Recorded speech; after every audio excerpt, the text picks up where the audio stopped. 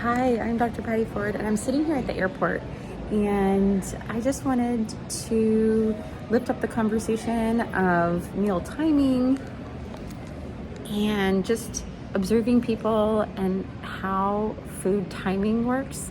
I work with a lot of very specific athletes who nutrient timing can definitely impact performance and recovery.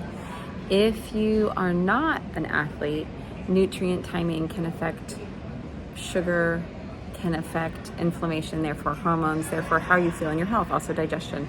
And so nutrient timing is just basically looking at your awareness of the food that you're having throughout the day. And there is a lot of focus on fasting and how fasting can help your health. And I believe where that's coming from is pausing with digestion can allow the body to have a little bit of a reset. And so you're wanting to understand, how does your nutrient timing affect your digestion, your hormones, your blood sugar, and all of that can impact in how you feel in your body. So just looking around, everyone's on such different pages right now. In airports, there's no time. There's no structured meals. You have access to food all of the time, and so you have the choice of when you're going to eat.